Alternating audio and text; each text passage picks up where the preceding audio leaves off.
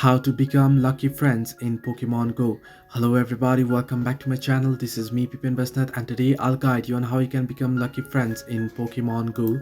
Now basically, when adding a friend in Pokemon Go, there are 4 levels, that is good, great, ultra and best. Raising friendship every day will improve this level over time. The higher your friendship is with somebody, the better. You'll be able to trade Pokemon for less starters, do more damage if you raid together, and even get a bonus premier ball or 2 when you complete a raid. So how to raise a friendship in Pokemon? You can only raise your friendship level 1 per day or once per day. So if you're trying to maximize your gifts or save time, make sure you haven't raised your friendship already that day.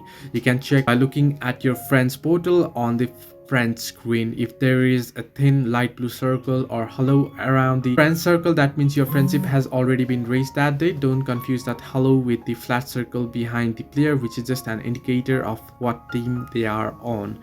Now, how to become lucky friends, right? Once you are best friends, first you'll have to become best friends, and once you're best friends with another player, then anything that will normally raise your friendship levels has a chance to turn you both into lucky friends. This means that your next trade with that player will turn both traded Pokemon into lucky Pokemon. While Niantic hasn't announced the lucky friends chance, some researchers on the Reddit note that the lucky friends odds is a little bit below 2% per exchange. So you wanna go ahead and try and increase your friendship level, and anything that once you become best friends that you do to increase your friendship level might turn it into lucky friends. So this way you can become lucky friends in Pokemon Go. Hope this helped you. Do like and subscribe, and do not forget to leave a comment down below if you have any further issues.